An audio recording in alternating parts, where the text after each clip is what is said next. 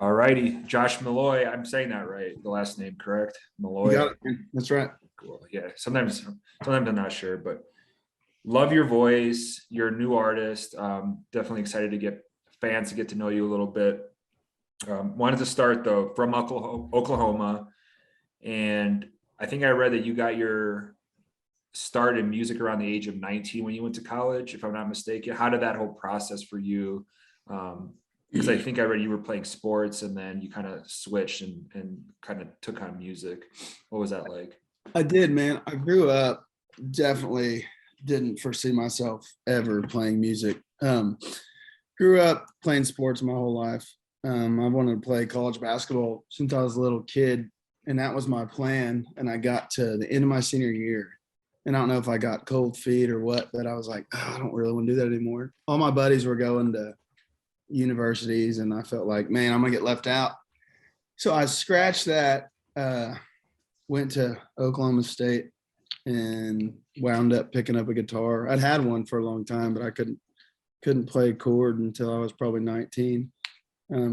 That's kind of how it started, man. I guess the turning point, I went to a concert at the Tumbleweed. It was William Clark Green, and I saw him up there, and I was just in my head, I was like, man, that'd be the coolest thing ever. And somehow, dude, it's all worked out. So there's no real. Make it sound easy. Yeah, I don't know. Wes plays guitar. Like you've been playing longer than you have. Right. Man, it was my family's all musicians. I was just not. But like we go to family reunion and there's people playing like instruments I don't even know what they are when I was a kid. So I come from a music family, but I didn't realize like that was my thing until college, I guess. Nice. Were you always kind of into the country rock kind of thing? Yeah, dude. I grew up like I didn't grow up listening to like Waylon and all those old guys. I mean, obviously, I've gone through phases, but I grew up probably just listening to the country music of my time. So 90s. I listened to a lot of 90s rock too. My dad, we were talking about Broncos before the podcast. My dad had a Bronco, and I remember listening to like 90s rock in there. So I've always really liked rock music. I've liked country too. I've liked all sorts of music throughout my life. With your voice, like I mentioned, you got an amazing voice, very unique, stands out. To me, that's, you talk about mainstream country, we've said this before, but I mean, you could put 15 of these guys in a row and they all kind of sound the same. You know, they all have the tall hair and all that type of thing. And you definitely have like a powerhouse voice. If you weren't like into music, how long did it take for anybody to be like, hey, you can sing? Like, or were you ever even singing? Or because that to me seems like it's something you would know you had, or because I can't sing. So I'm curious how you kind of, not like the American Idol thing when these terrible people would go on and they're like, how does their family tell them that they suck? Not tell them that they suck. Like how they make it that far. Yeah. Like back when it used to be entertaining in the show, but I know, dude. Man, I grew up like I'd sing. I thought I was good. okay.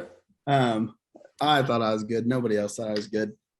I remember like instances, a girl when I was younger told me I could sing, and then some of my buddies, we'd rap and stuff when we were little kids. And I remember one of my buddies said, dude, you sound terrible. So I remember things like that. And then right when I started playing, I asked my sister, I told her, hey, come in here. Tell me if you think I could play in front of people. And I sang a song, played my guitar, and she said, I don't think this is your thing. So I remember that. I don't know. I just pressed. You gotta, man. Do you kind of go at her now about that? Yeah, dude. I bring it up all the time. Yeah. But my voice has changed so much since then. Like when I first started out, like most people, I feel like learn an instrument, sing, and they don't like record stuff or start gigging for years. And like right when I learned a chord, I'm like, all right, I'm gonna start recording music. 3. Yeah, G, C, and D is all I need. I know, man. So like when I first started out, from where I'm from, I was like almost trying to imitate Cody Canada, like to a T. And it was going back and many others. It was awful, man. It took me like 5 or 6 years to morph into like my natural voice. So it's way different than when I first started. It's always harder too when you're like trying to force something. And it's I want to sound like this. And even Coulter Wall has said like his early voice was like so forced and even makes him like cringe now. And I still it's don't like, get that. Like those are still great songs though. Like I still when I see yeah. it, like I think he's just like, I can't keep doing this. It hurts my throat. I don't know. yeah. When you played for your sister, was that an original or was that like a cover or something? I think it was an original. I Yeah. really think it was like my first ever original. And people from my hometown obviously thought I was nuts because like it was so far fetched for me to play music. So I had support from my family, but dude, once I started gigging, I got a lot better real quick. And then slowly getting better as time goes on. But I don't know, dude. It's been a roller coaster. Yeah. Correct me if I'm Oklahoma State, Garth Brooks went there, correct? Yeah, that's Garth Brooks. Is that talked about there? Like, hey, Garth went here. Is this picture in the lobby? Dude, there's a Garth. Just him smiling like a crazy guy, crazy eyes. There's a Garth sign at Willie's Saloon, but there's also like this almost vendetta against him because he won't come back and play at the stadium. Like people have been saying this for my whole life, and I don't know. Explain this. This might be an article for us. I don't know a whole lot about it, but I know that there's this huge amount of people that want him to come play at Boone Pickens in Stillwater, and he won't. And I haven't heard him ever even say no. But why? I read recently something about the way the stadium's set up. It's like the sound wouldn't be right, you know. Oh my God, this is like most Garth. No, it's all right. You can cover it. So. That's the most Garth response. If I had to guess, write three things, I'd be like, he'd say something about the sound. Right. We knew people. Shit, how long would care about the sound? Right. But yeah, I mean, he's great live. But like Wes, how long ago was that Notre Dame fiasco? So we knew. It was a few years, probably right? 3 years so ago. He played at Notre Dame, and we knew a bunch of people that went. We didn't go, and the weather was kind of shit. It's raining, yeah. And it's like something was weird about it. I don't take my word exactly on this. Correct me, Wes, but like they weren't told. The weather was so bad, and then like the people that bought tickets, I think, weren't told that it's like a CBS special or something.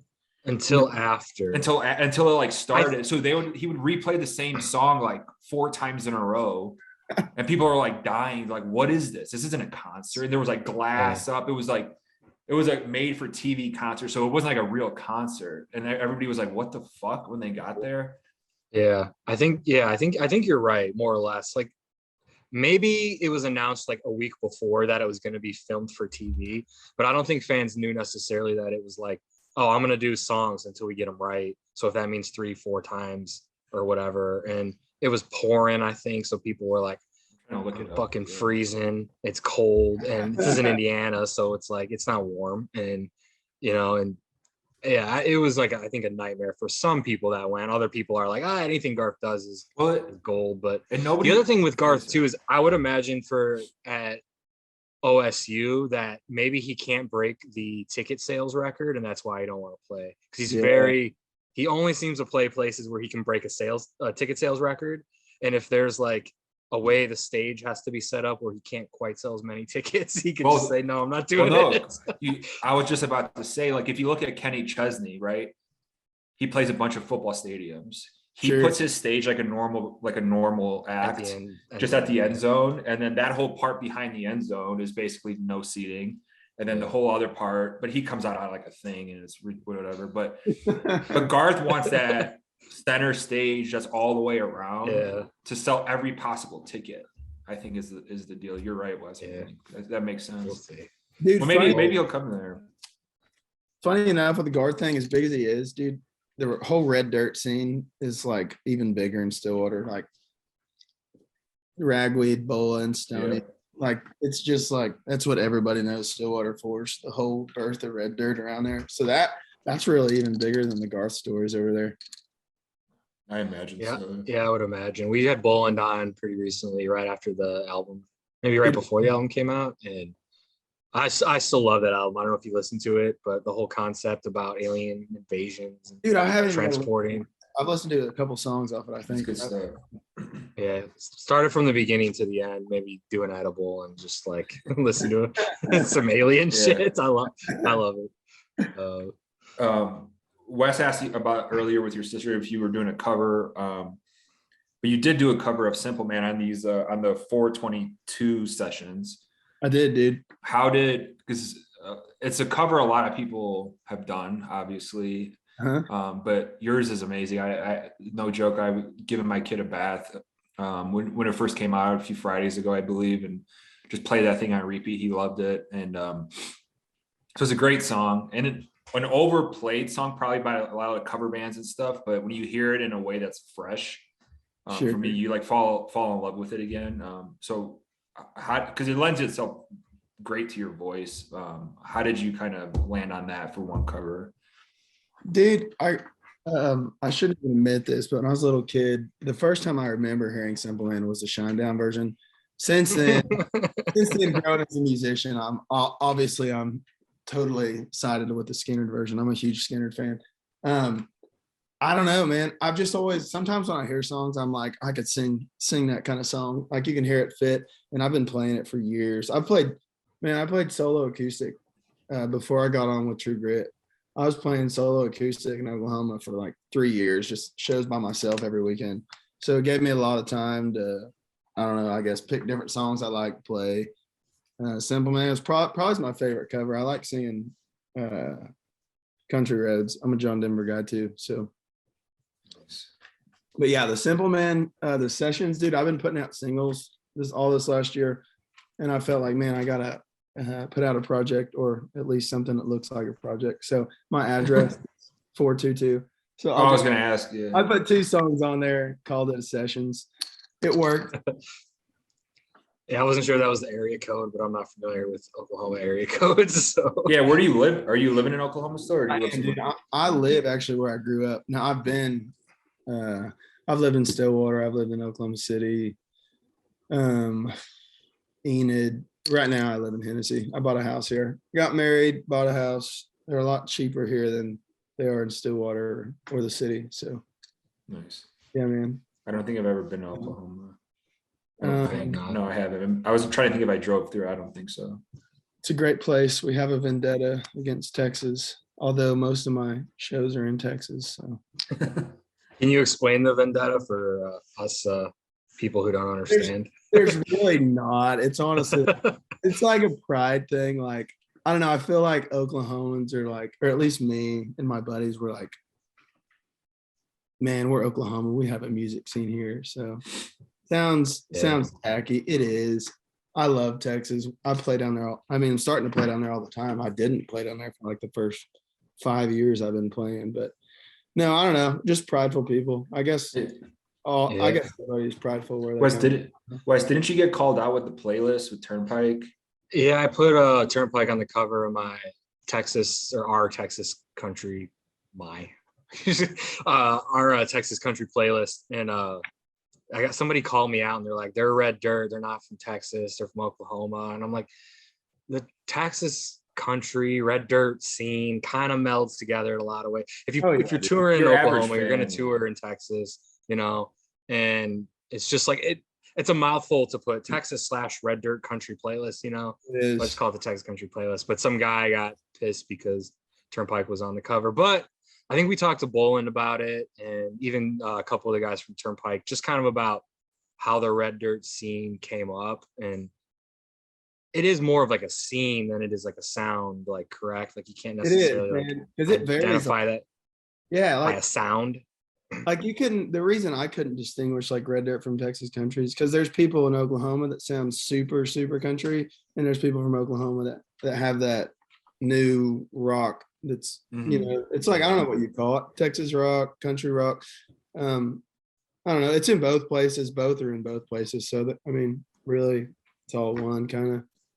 Yeah, Texas is weird with the way we talk about it compared to other parts of the country with a Wetzel type or whatever. Sure. It's like, that's not really like country. He doesn't even call it country, but we just say, okay, Texas country, but it's like, that's like rock.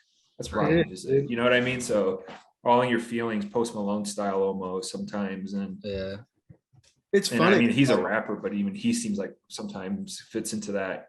It's just weird. It's a much more like accepting like variation of the style of music down there, I feel like.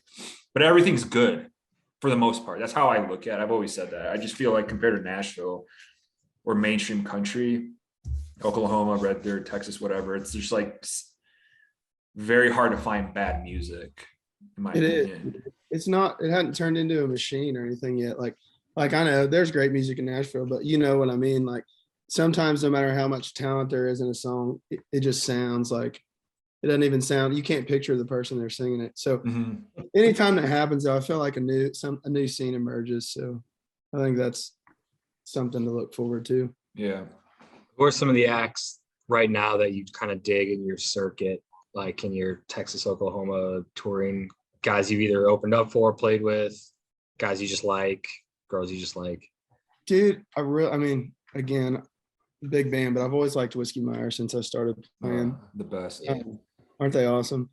Yeah, they're great. And the nicest. They took care of us. Yeah. I got it. They made us a plaque right here when they had the #1 album presented in Whiskey Riff. Yeah, they're just like those type of dudes. And they mention you guys a lot on social media, I feel like. Yeah. Good catch. Who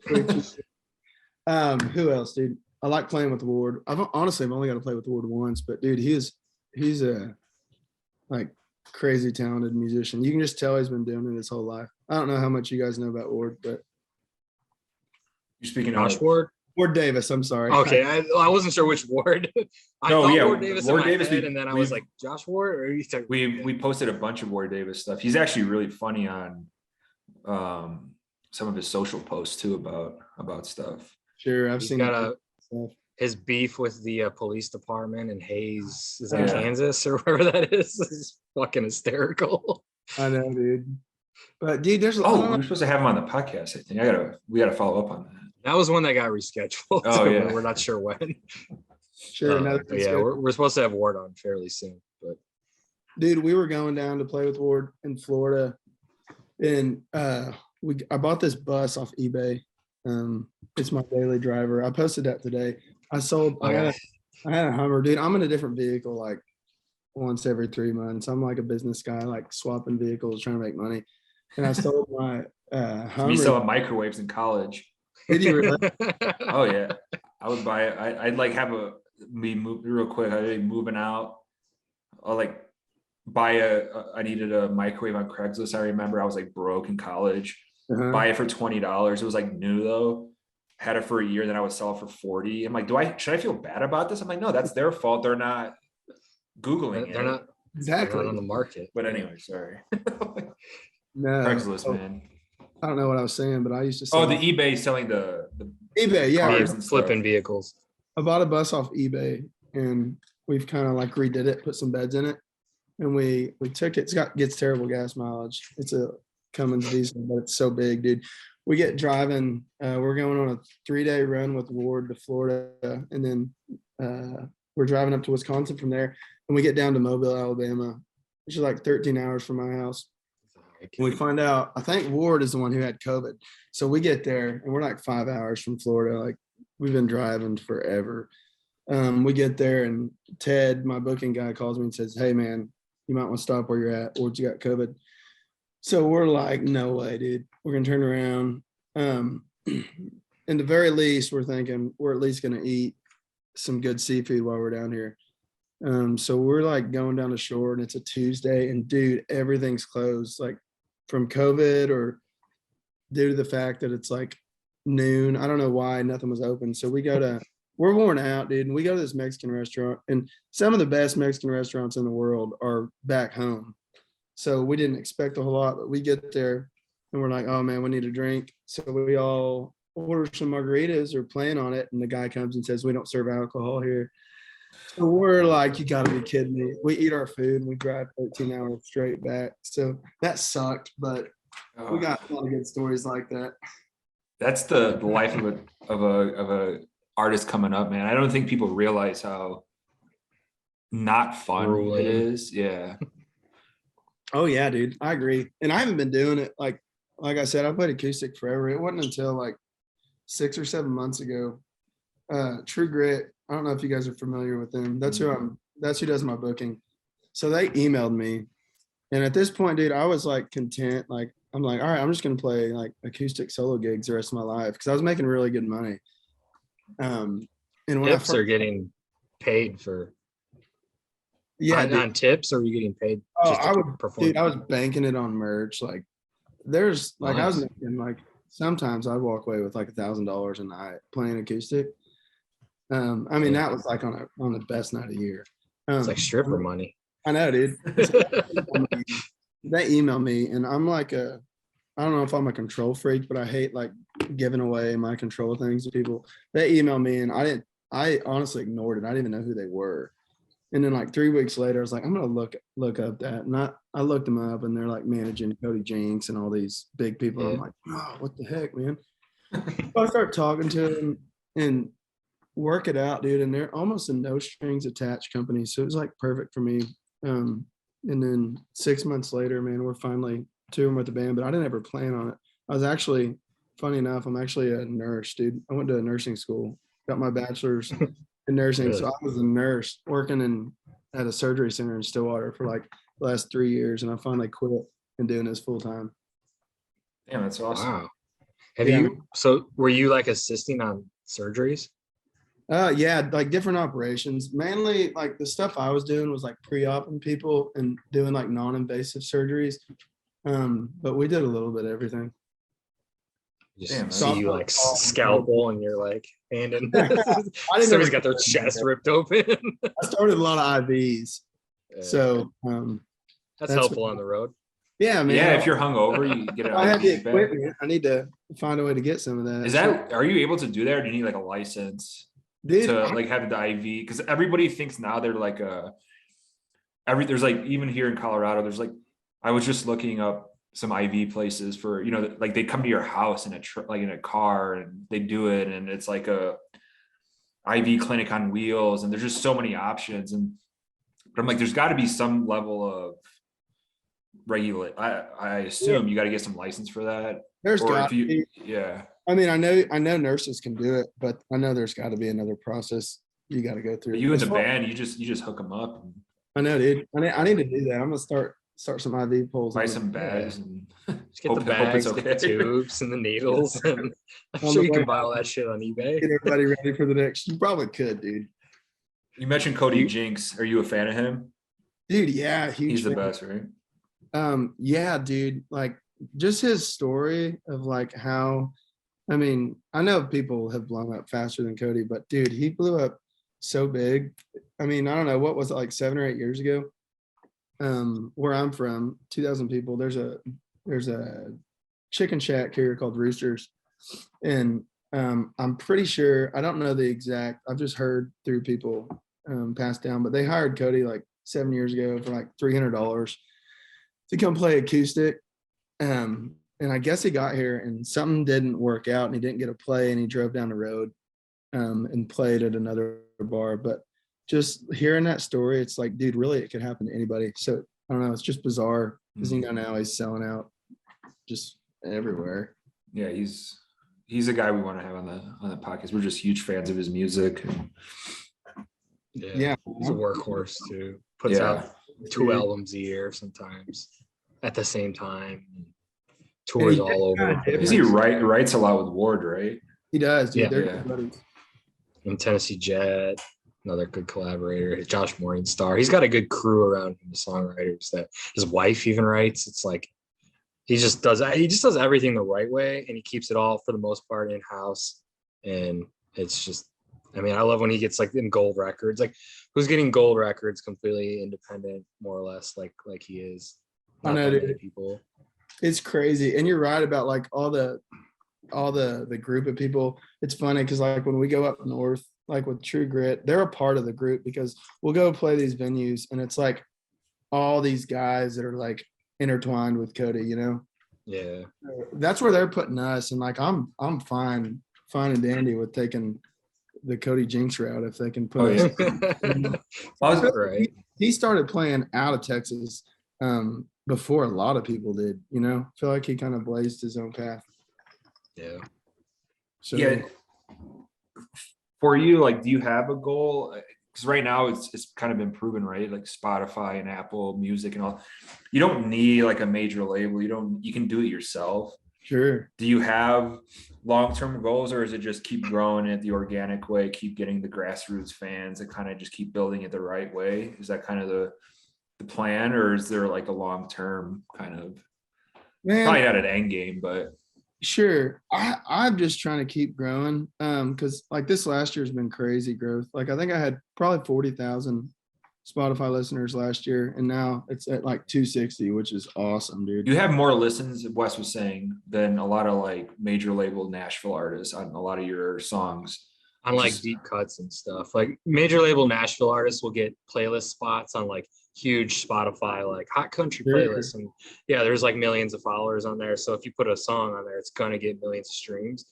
But if you look through your deep cuts and then you take, some top 40 pop country artists, look at their deep cuts on their last record, you Nobody have more listens. listens, like, and I Dude, can show you that after this, but like it might blow your mind.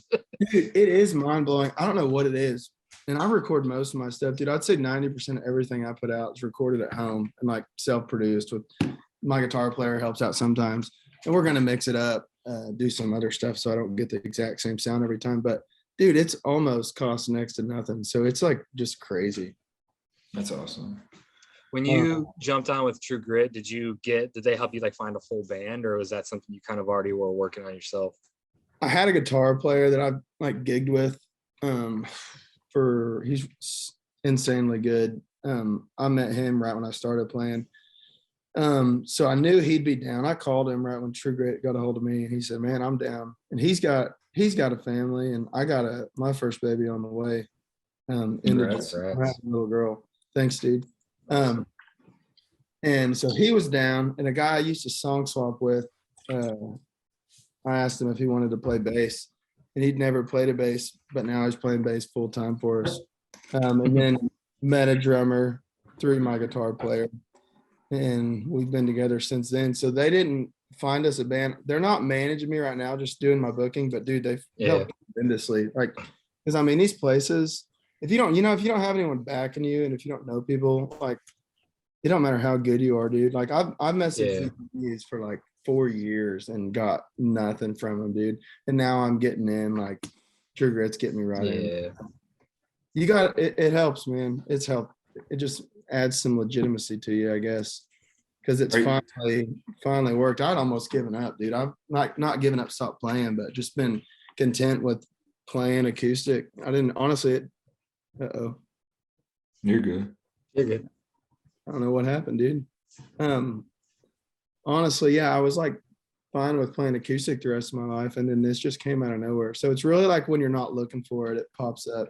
Because when I first started, I was like instantly thought we were going to blow up, and honestly, I was terrible then. So finally, I guess. Are you nervous about because Wes has a baby, I have a 1.5-year-old, so we kind of running a business, we know how tough it can be, and it's nonstop, and you never sleep in, and there's no time for a hangover, even if you have one, all this shit that sucks. But there's also a lot of cool stuff, obviously, that comes with it. Are you excited? Are you a little like, oh my God, what's it going to be like once the baby arrives? Because you're out there grinding on the road and trying to take that next step. Or do you think it's going to help with songwriting and all that type of thing? I hope so, man, because it takes me. I go through cycles. I was writing about heartbreaks for about 5 years, and now it's killing people. So,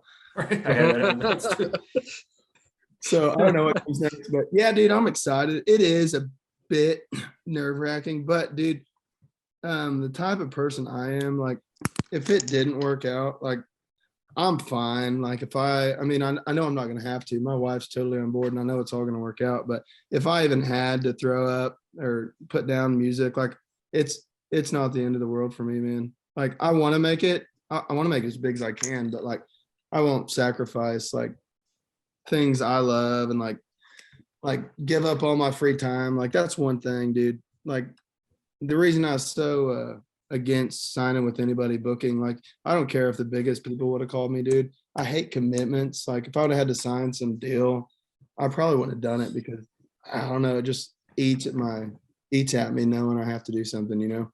Mm-hmm. So right, I'm excited, dude. I think it's gonna be cool. Yeah. I like that. I like that approach though. It's honest. Yeah, Sure. yeah, I do too. I have a 4-month-old little girl, so I'll. It's pretty wild too. It's my first. I assume this is your first as well. It is, man. I'm getting prepared with the dog.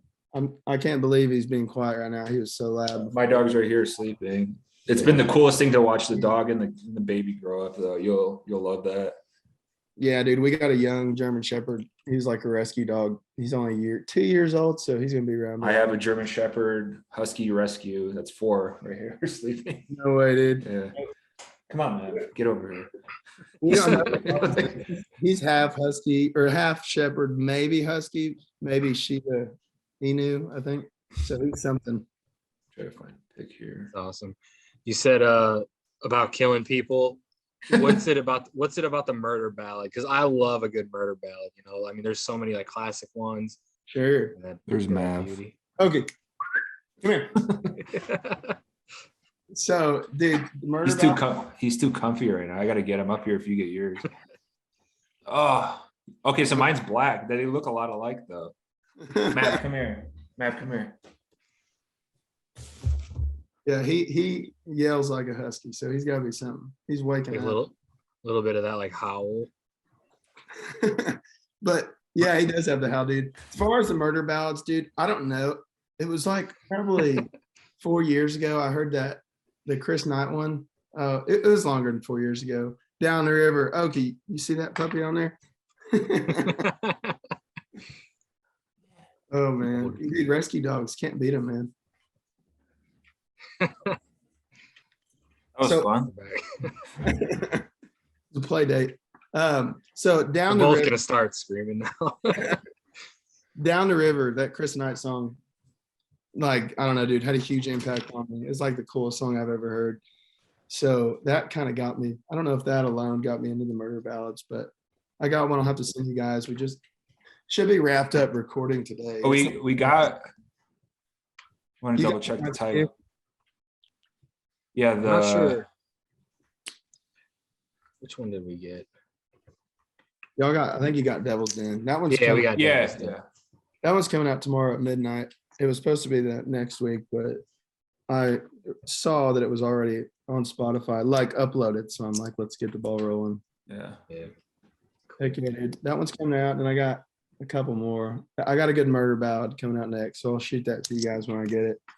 Nice. I like my You said, I think on Twitter, something about putting out a full album and asking fans to kind of hold you to it. Is that kind of in the works, like recording something pretty It is, substantial dude. for this year? It is like we're working on me and my guitar player working on a 4-song EP. This Devil's Den's one of the songs on there.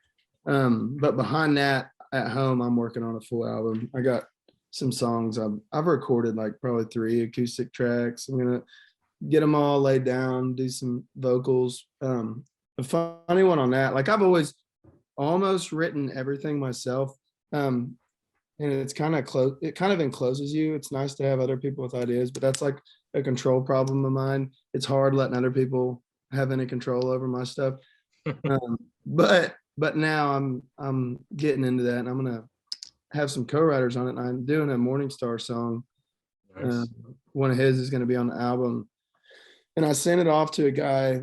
Have you guys ever heard of Sound Better? It's like I know most people you talk to probably just record everything in the studio, but I'm so cheap. I like do it at home.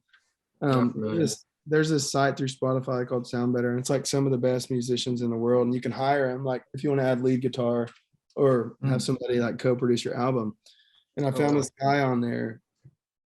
He's like a real old school player, and I wanted him to play some guitar on that Josh Morningstar song. So I sent him the song, and he's like, dude, you sound just like my friend Josh Morningstar. It's creeping me out. And I was like, dude, that's bizarre. And I told him, and he's like, dude, I just produced Josh's last album. And I'm like, what are the freaking odds, dude? That's awesome.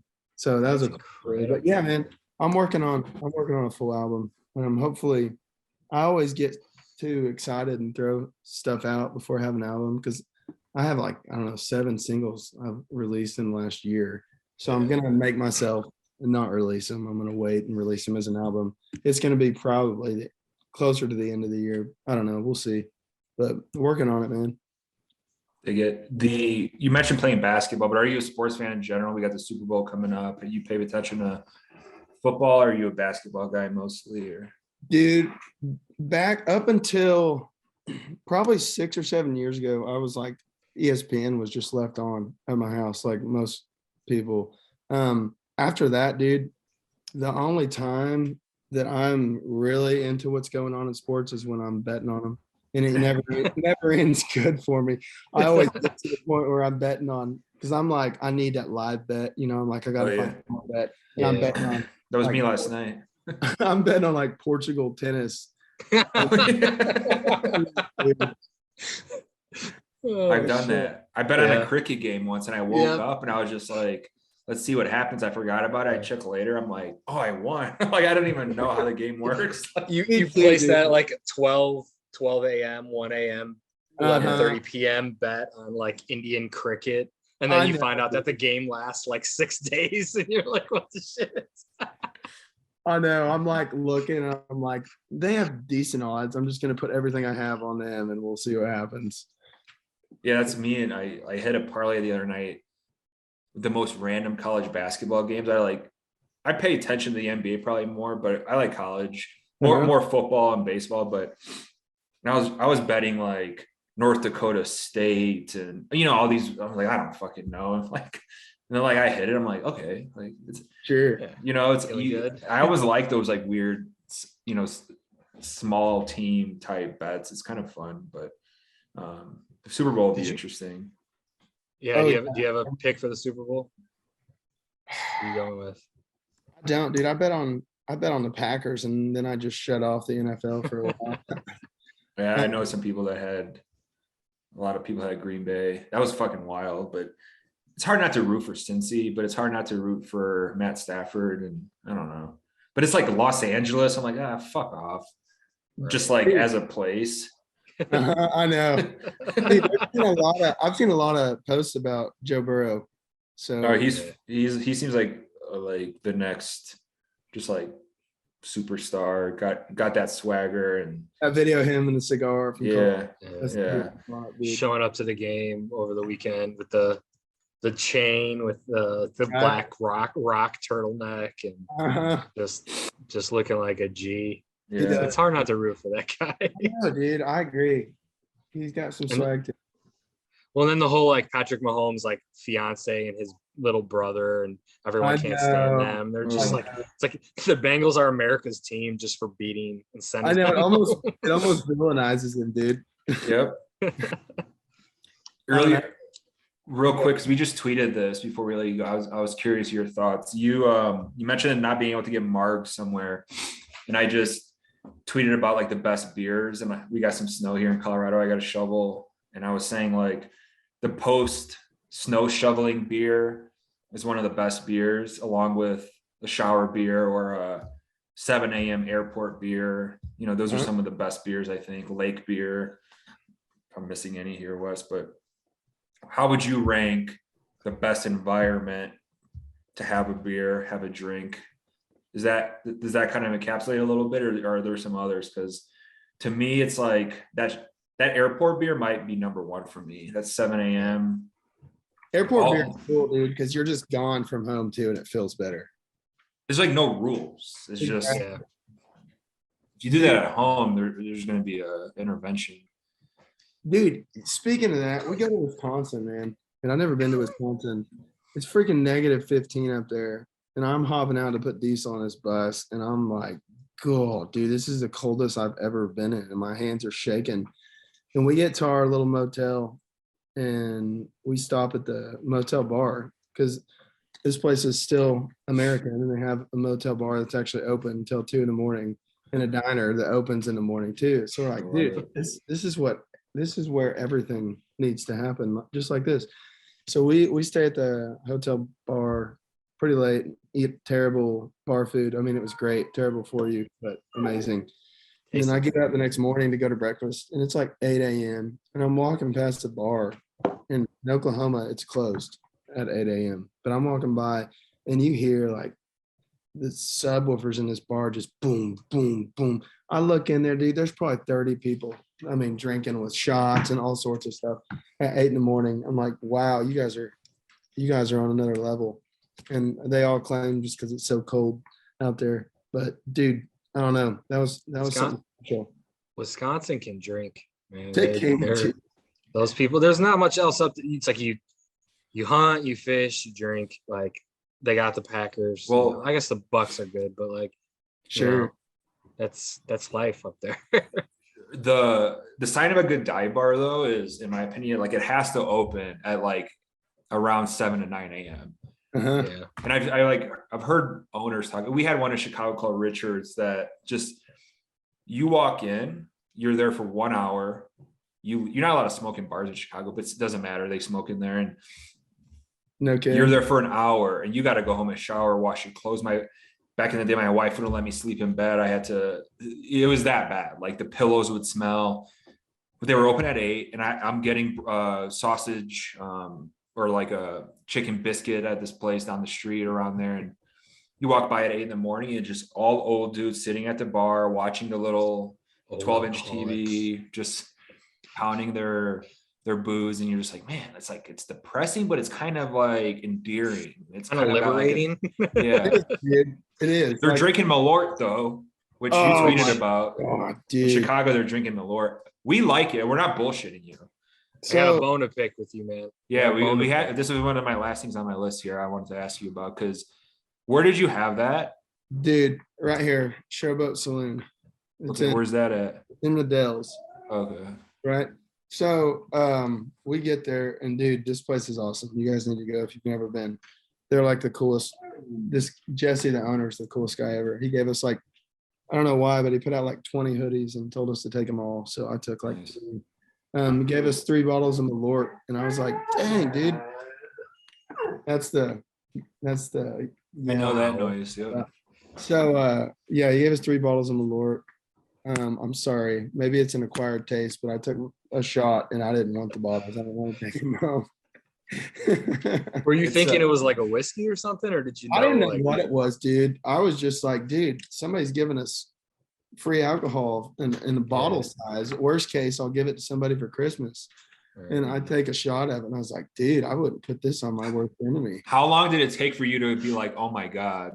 Because that's usually, it takes people a few seconds. They have the aftertaste, the bitterness. Well, I wasn't expecting it to be bad. It was towards the end. That's what it was. Dude, it got me. Prior to the pandemic and stuff, and now Steve obviously lives in Colorado, but we used to have everybody come in office. We'd only do podcasts in person, and we would used to have a bottle, and we'd kind of give every artist that came through a shot of it. And I remember Gary from Muscadine Bloodline just like taking a riff right off the top, and he's like, it's not bad.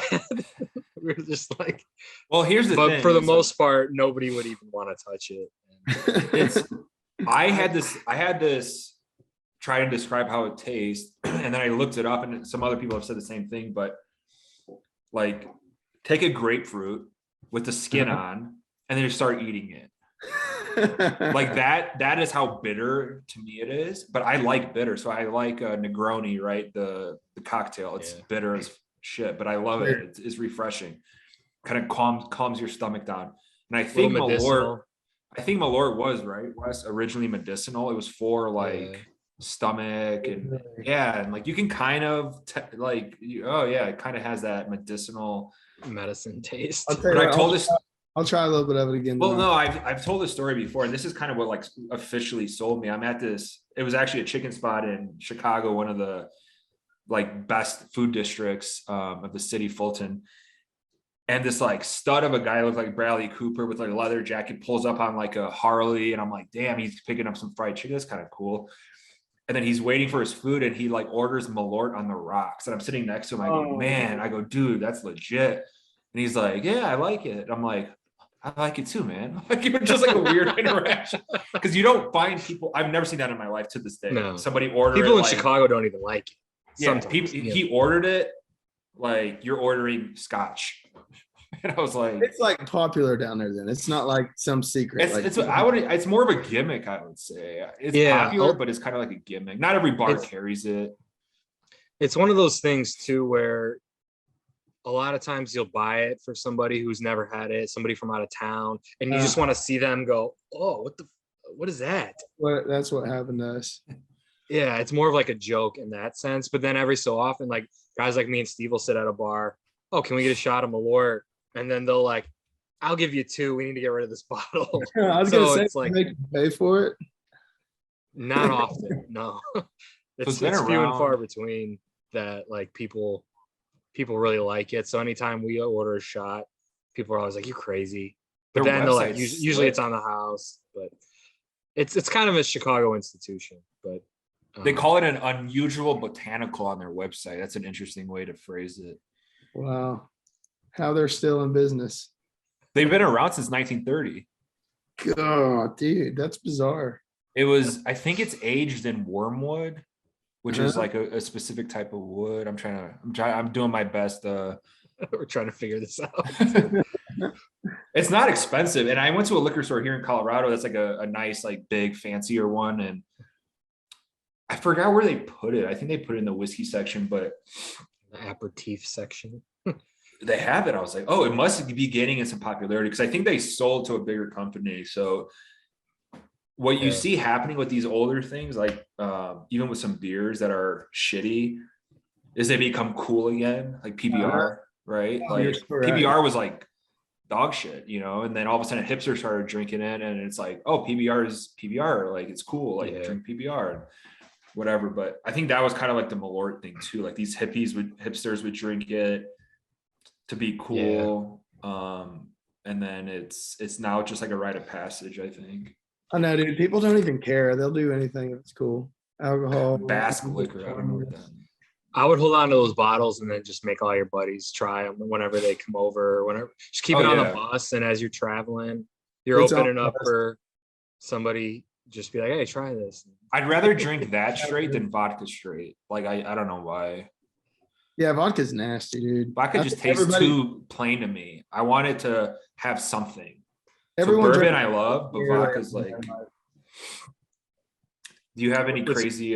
Sorry, Wes, go ahead. I was gonna say, what's your liquor of choice when you're you whiskey guy, tequila guy? Oh, dude, whiskey. I love whiskey. What's- I mean, everybody does, but I like Jack Daniels. Yeah, I mean, I tend to get. They send us some really good stuff. They have a lot of under the radar, like more expensive versions, right, Wes? They send us those little samples of We stuff. get like samples of like batches they're working on all the time sent to us. It's a little bit of No a way. perk. I think a lot of people think that because we're named Whiskey Riff, that we like focus on whiskeys, and so we'll get emails from whiskey brands all the time. Hey, love to send you this. And but yeah, Jack sends us these little taste testers, small batch things that they're working on all the time, and Jamaican spiced like Jack Daniels and like cool stuff. I don't know. I'm not sure if we're supposed to really even talk about it, but Yeah, but whatever. cool And- stuff. Yeah. Well, I saw The Rock's tequila. The Rock who tends to retweet us these days. They signed a deal with Jägermeister to like expand across the globe. Wow. Yeah, I don't know if you saw that, Wes. You didn't see that? I meant to No. send it to you. I thought They're they got already bought. pushing 600,000 boxes or whatever a year. Oh, It's really? like insane amount. That's crazy though. Yeah. Yeah, the tequila thing got so popular, and then all these celebrities started trying to make their own versions of like booze, which is really George Strait's Código. Okay. Código is Uh-huh. that's shit's the best. Like that's the best tequila I've ever had. It never personally. happens when people do signature stuff like that. It's always terrible, but you're right. No, yeah, that's almost like he's not like his company. He's like an investor. And then I saw the picture of all the investors, and I go, "That's fucking Mike Shanahan, the Broncos former coach."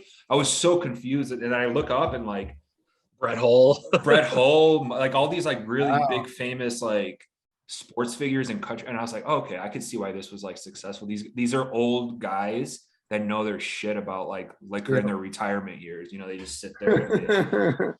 But yeah, it's an interesting space now. It's so I mean, what George Clooney was 500 million, the tequila that he sold it for. Wow. That was his portion. The rest of the company got Oh, Like, okay. billion. We Billion. gotta come up with something here. Yeah, us three. Let's make a whiskey. But then you have the bad stuff. We'll let you go here in a second. But you got the bad stuff like the Florida Georgia Line whiskey. Oh, We yeah. did a whole podcast drinking that. Huh? Oh my god. Is it terrible? It's Fireball. It's like pecan flavored. it's like bullshit. it's like peach pecan like Fireball. It's syrupy. It's Blended, no grown man should be mixed. drinking that. That If sounds you No put man it into is. put it into tea with lemon, maybe it would work or something. I don't know, but Yeah. I mean that to me is like more of a money grab than if you were making like a Codigo like George. It's such a high end product that Sure. like Yeah. fancy bars serve. You know, it's kind of like okay, cool, It's- man. quick buck, man. I bet you they made it too. Yeah. Do you like George Strait? Yeah, dude. I'm a George Strait fan. Usually Wes is in the office. He'll have George Strait or Alan Jackson behind him in a cardboard cutout we bought from Etsy. Honestly, I like Yeah. Alan Jackson better, but I mean both are great. Alan's probably my all-time favorite, just as far as growing up, Yeah. 90s. Me too, dude. That's when I fell in love with country music in the 90s when I was Yeah. a kid. So Alan Jackson, Travis Tritt's big for me too. yeah. I know Oh, he's a little controversial lately these days, but like, I love Travis Tritt. Man, Me he's too, dude. He's that an voice. Sure. He'll sing like Johnny Cash, or he'll sing like Charlie Daniels, and just him and a guitar, and just blow the whole room away. Yeah. Not that many people can do that, especially nowadays.